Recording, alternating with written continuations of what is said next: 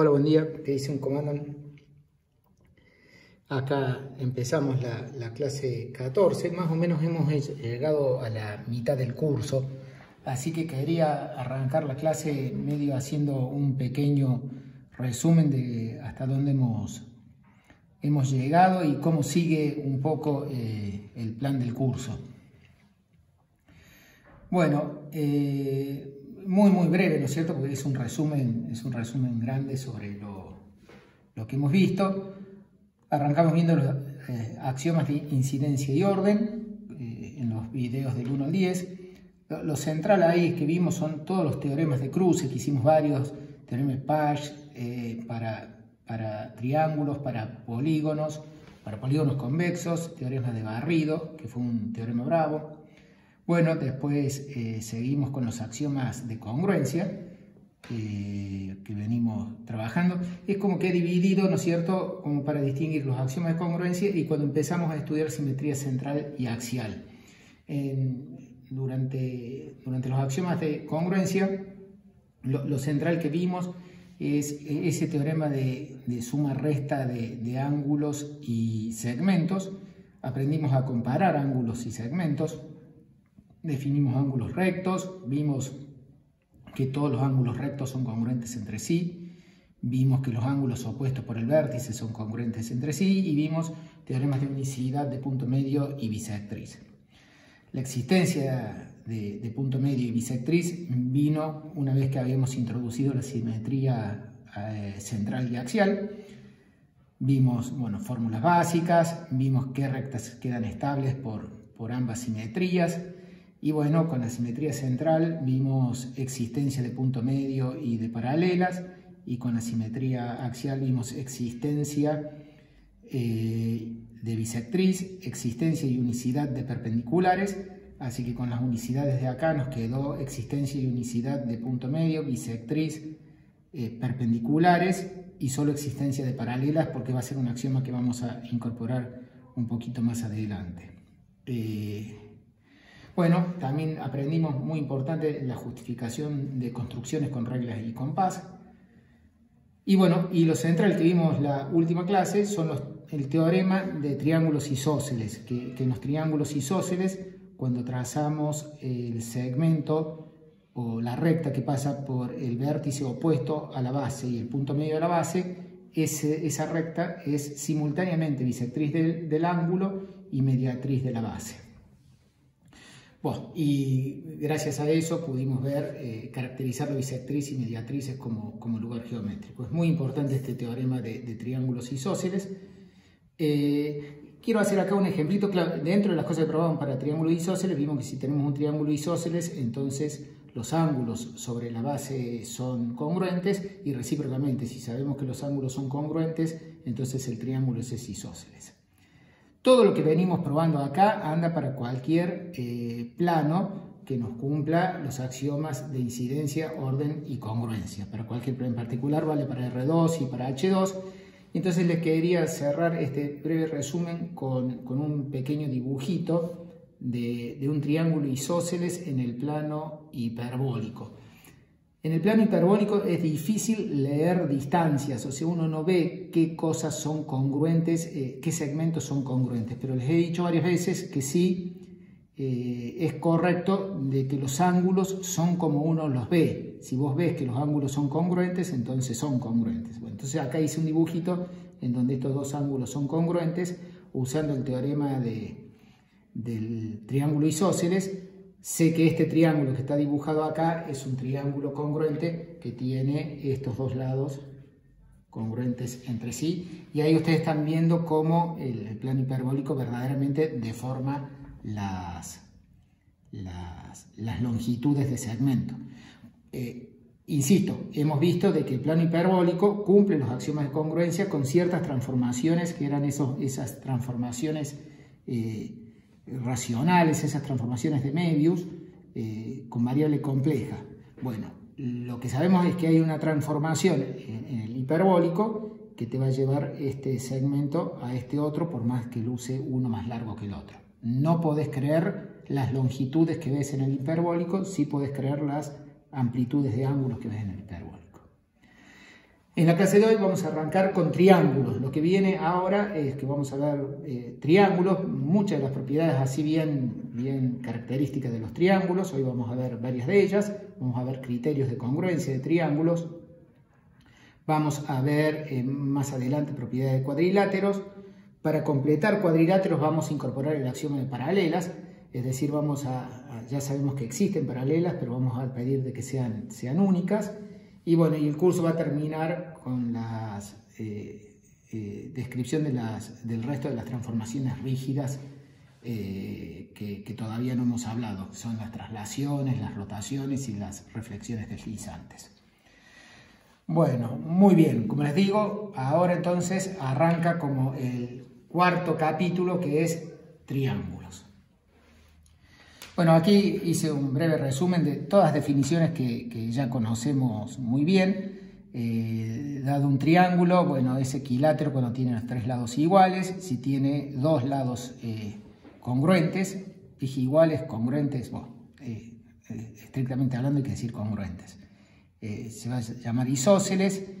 Escaleno es cuando tiene los tres lados no congruentes, es decir, que no es isósceles, va a ser escaleno. Va a ser rectángulo cuando tenga un ángulo recto. Bueno, aprovechamos ahora nunca habíamos dicho que es un ángulo agudo y un ángulo obtuso, pero sí hemos dicho en esta etapa cómo se comparaban ángulos. Así que ahora podemos decir la definición de ángulos agudos y obtuso. Agudo es cuando el ángulo es menor que un recto y obtuso es cuando es mayor que un recto. Acá dice un ángulo agudo. Va a ser agudo cuando yo lo puedo comparar con un recto. ¿Ven? Acá este ángulo está siendo agudo porque está adentro de un ángulo recto. Entonces es agudo. Pero podría ser que este mismo ángulo, o un ángulo congruente a él, fuera obtuso en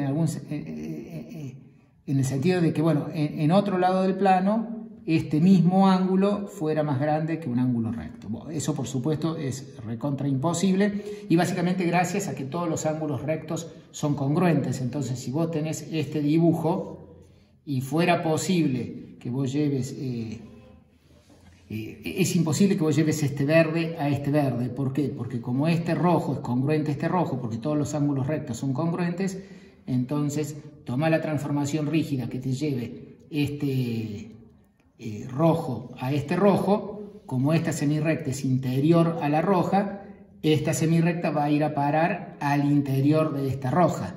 Así que esta semirrecta verde vendría a parar acá y entonces no puede ser de que este verde sea congruente a este otro verde, porque tendrías que este verde es congruente a un verde que está adentro y eso es absurdo. Pues con esto quiero decir que si bien las definiciones de ángulo agudo y obtuso dice menor que un recto, pero como todos los rectos son congruentes, entonces la definición de agudo y obtuso no depende de con qué ángulo recto comparaste. Bueno, una vez que sabes las definiciones de ángulo agudo y obtuso, seguimos con definiciones de un triángulo si sea acutángulo, si tiene los tres ángulos que son agudos, obtusángulo si hay algún ángulo obtuso, y bueno, definimos qué es un ángulo exterior a un triángulo. Bueno, los exteriores son los que son adyacentes a los interiores. Los ángulos interiores, bueno, eso vimos hace mucho, vimos en esta parte que eran los ángulos interiores de un polígono, los ángulos interiores de un triángulo en particular. El 1, el 2 y el 3 son ángulos interiores y los adyacentes a cada uno de ellos son los que se llaman ángulos exteriores. Así que los ángulos exteriores son todos los que están indicados acá con prima.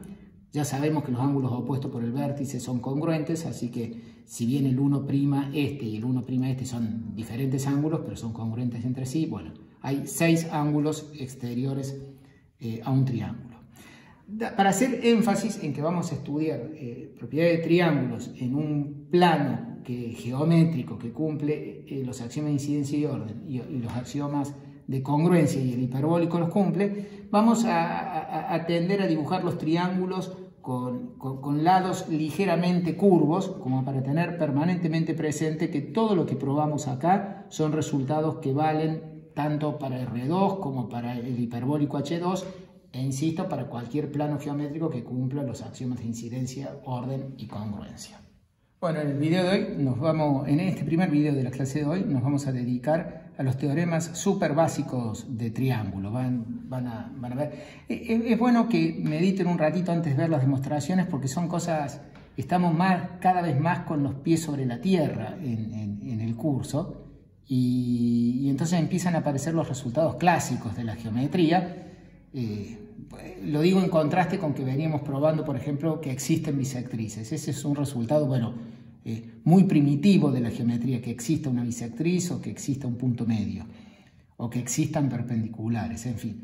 Ahora empiezan a ser los resultados más típicos de la geometría, los que empezamos a probar. Entonces está bueno de que ustedes hagan un alto en el video e intenten ver si les saldrían las demostraciones con todo lo que venimos sabiendo de estos resultados. Bueno, el primer teorema. El primer teorema dice que la parte A y la parte B, que en un triángulo, la parte A dice que todo ángulo exterior a un triángulo es mayor a cada uno de los ángulos interiores no adyacentes a él. Es decir, el 1' es más grande que el 2 y que el 3.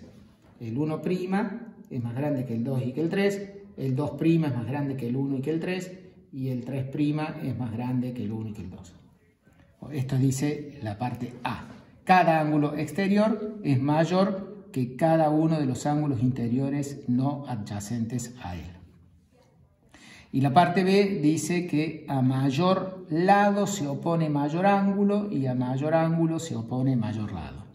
Es decir, que en un triángulo dado, siempre voy a estar enumerando los unos, lados 1 son opuestos a ángulos 1, ¿no? Lado 2 opuesto al ángulo 2, o lado 3 opuesto al ángulo 3.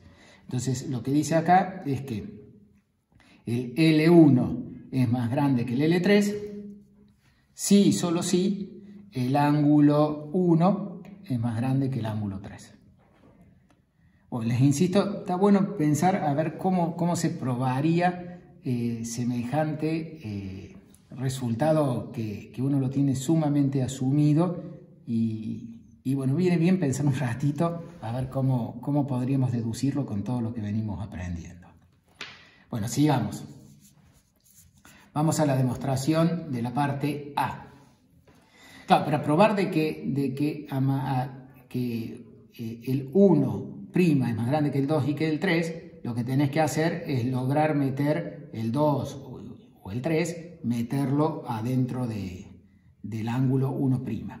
Me olvidé de decirles, ojo, falta un ratito para que probemos que la suma de los ángulos interiores de un triángulo es 180. Si uno supiera de que la suma de los ángulos interiores de un triángulo es 180, por supuesto que es clarísimo de que el 1' es más grande que el 2 y el 3, porque de hecho que el 1' sería igual al 2 más 3. O sea, si vos aceptás que la suma de los ángulos interiores de un triángulo da 180, bueno, el resultado A sería obvio, porque el 1' sería el 2 más el 3.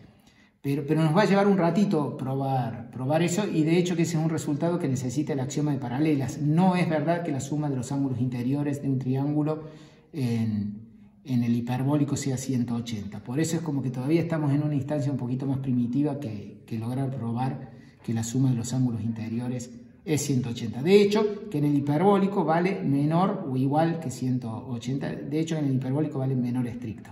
Y si usando los axiomas que venimos hasta acá, vale que es menor o igual. Igual en R2, menor estricto en el hiperbólico. Pero nos falta un ratito de eso. Esto es como que es una etapa más básica. Queremos simplemente probar que el 1' es más grande que el 2. Entonces quiero meter el ángulo 2 dentro del 1'.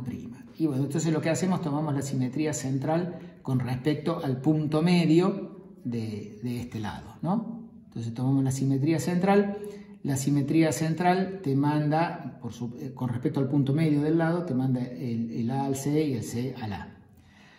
Bueno, lo más importante es que como te manda el C al A y el A al C, el lado naranja del ángulo 2 va al lado naranja de este ángulo 2. Ese queda en sí mismo. Pero ahora miro a dónde va el B. El punto B, bueno, va a algún lado, va del otro lado del M. Lo que yo quiero probar es que mi dibujo está bien, es decir, quiero probar de que el simétrico del B está en el interior del ángulo B'AC. Quiero ver que está aquí adentro. Para ver que está aquí adentro tengo que ver que está en este semiplano, en el semiplano AB que contiene AC y en el semiplano AC opuesto al que contiene B. Bueno, entonces lo que observo es lo siguiente. El simétrico de M, el simétrico sub M de B, por supuesto que está sobre la semirrecta BM. Y la semirrecta BM, como M y C están en el mismo semiplano con respecto a la recta verde, a la recta B, entonces termino llegando a la conclusión de que como el simétrico del B está sobre la semirrecta BM, entonces el simétrico de B y el C están en el mismo semiplano con respecto a la recta verde, la AB. Muy bien, con esto ya tengo de que este punto está en este semiplano con respecto a la línea verde. Muy bien, me falta ver qué pasa con respecto a la línea naranja AC. Bueno, lo que sé es que B y el simétrico de B, como estoy haciendo simetría con respecto al punto M que está sobre la recta naranja, bueno, el B y el simétrico de B quedan en semiplanos opuestos. Entonces el B y el SM de B quedan en distintos semiplanos con respecto a AC. Pero si este simétrico está en distinto semiplano que el B, quiere decir que este simétrico está en el mismo semiplano que el B', que está de este otro lado. Así que, conclusión, el B' y el simétrico del B están en el mismo semiplano con respecto a la naranja. Bueno, así que la estrellita y la doble estrellita me terminan diciendo que el simétrico del B está en el interior del ángulo B'AC, en este ángulo verde-naranja. Bueno, eso termina implicando que el ángulo 2 es más chico que el ángulo 1', que es lo que quería probar con el 2. Y vos tenés que hacer algo análogo con el 3, para compararlo con el 1', deberías hacer simetría con respecto al punto medio de la B y te saldría que el 1' es más grande que el 3. Bueno, eso completa la parte A de este teorema. Bueno, vamos a la parte B. Queremos entonces probar de que a mayor ángulo se opone mayor lado y que a mayor lado se opone mayor ángulo. Bueno, arrancamos con el primer renglón. A mayor lado se opone mayor ángulo. Así que voy a asumir de que el lado 3 es más grande que el lado 1. Quiero probar que el ángulo 3 es más grande que el ángulo 1. Bueno, muy bien. Así que como el lado 3, que es el verde, es más grande que el lado 1, que es el naranja, entonces copio sobre el verde el naranja. Entonces cuando copio el naranja sobre el verde, me queda un nuevo triangulito, pero que es isósceles. Este triángulo que ha quedado aquí es isósceles, tiene dos lados naranjas. Entonces los ángulos correspondientes a la base, el alfa y el beta, aquí, son congruentes. Eso por el teorema de los triángulos isósceles.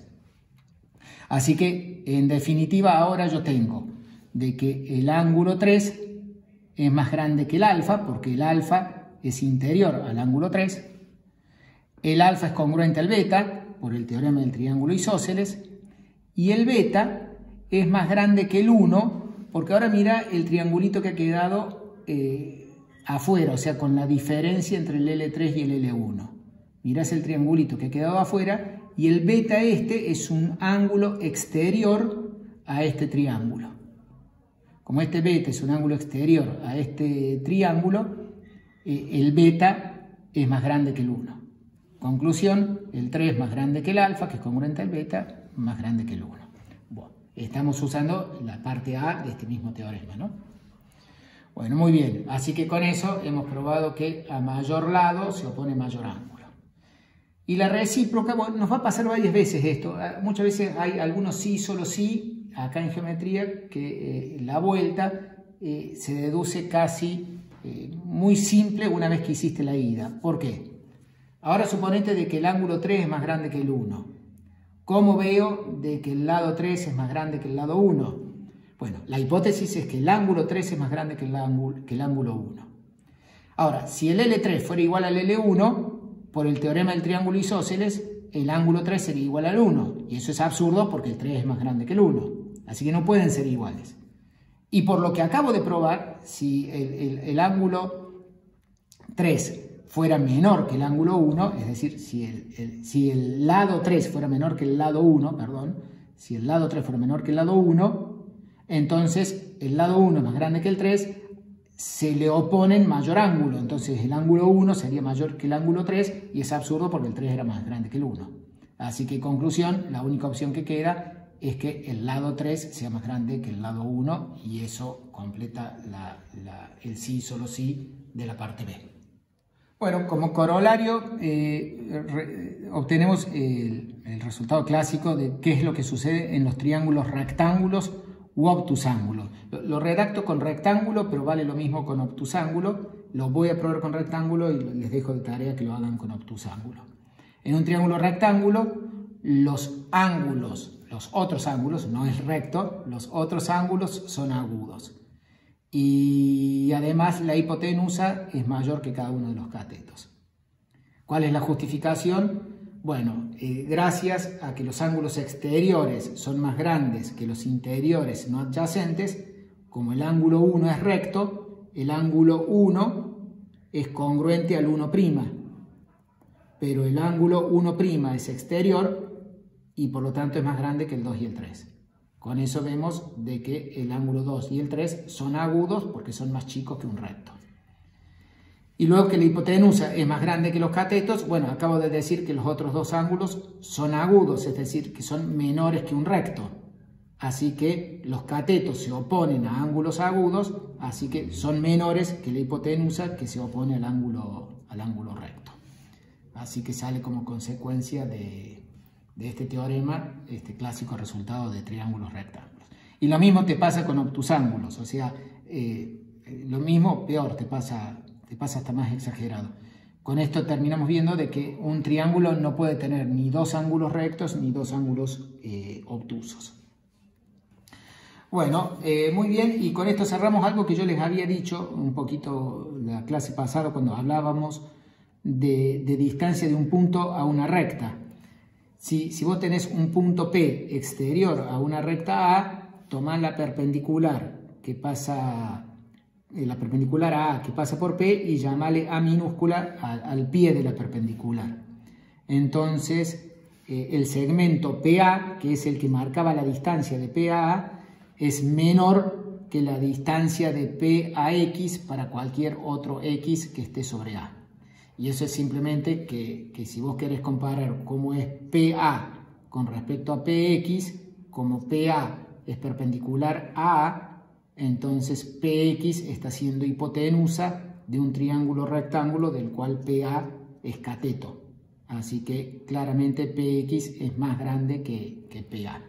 Así que realmente el pie de la perpendicular que pasa por P es el punto de A que minimiza la distancia entre los puntos de A a P. Bueno, y cerramos este video con el teorema más clásico de los triángulos, diría el más básico de todos, que es la desigualdad triangular, que la suma de dos lados siempre es más grande que el tercer lado, ¿no? Bueno, en un triángulo dado, de lados L1, L2, L3, L1 es menor que L2 más L3. Les vuelvo a decir, capaz que soy repetitivo, a ver si con lo que hicimos hasta acá sale la demostración de este resultado. Piensen un ratito, es muy bella la demostración, pero como ya ven, como las que venimos haciendo acá, todas son ligeramente ingeniosas, ¿no? Bueno, vamos a la demostración, espero que ya hayan parado el video para intentar pensarlo. Bueno, hacemos así. Tenés el triángulo verde de lados L1, L2, L3, que lo dibujé acá. Entonces lo que hacemos es, al lado del lado L3, copio el lado L2. ¿Está bien? Entonces el lado L2 ha sido copiado al lado del L3 hacia afuera del triángulo original verde.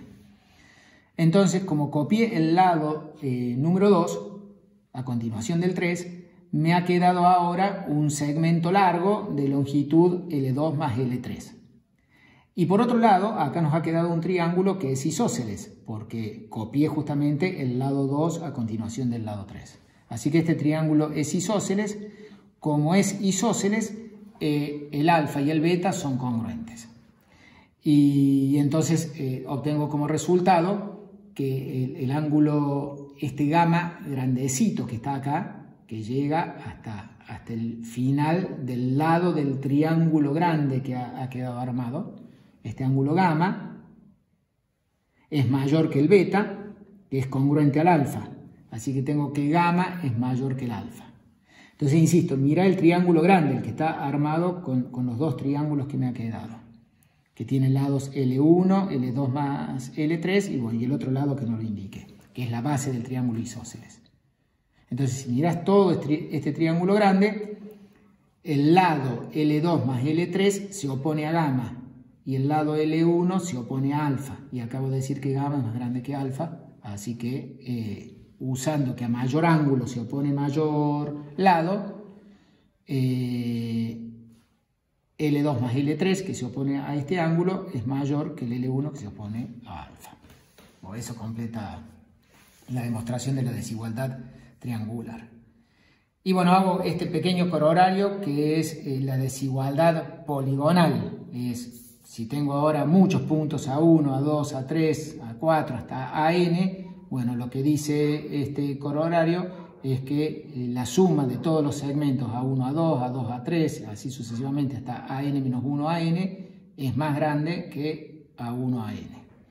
Y por supuesto que todo sale automáticamente por inducción. Aplicando la desigualdad triangular para el triángulo, para el primer triángulo A1, A2, A3, tenés que A1, A2 más A2, A3 es mayor que el segmento A1, A3. Ahora sigo, ahora con el A4. Acá estaría A4, así que tengo que el A1, A3 más el A3, A4 es más grande que el A1, A4. Bueno, seguís así sucesivamente. En realidad debería ponerle mayor o igual, porque te podría pasar que en algún momento te quede que este segmento queda alineado con el próximo. Deberíamos poner directamente mayores e iguales. Claro, acá distintos y no alineados. Pongo acá no alineados. Bueno, entonces vos vas obteniendo mayores e iguales, pero como no están alineados, alguna va a ser mayor estricta. Así que alguna de estas tiene que ser, acá voy poniendo mayor o igual hasta acá, pero como alguna fue no alineado, alguna tiene que haber sido mayor estricta, así que termino con un mayor estricto como dice ahí. Así que tenemos el camino más corto que une A1 con AN es el segmento A1 AN. Bueno, esto termina este primer video.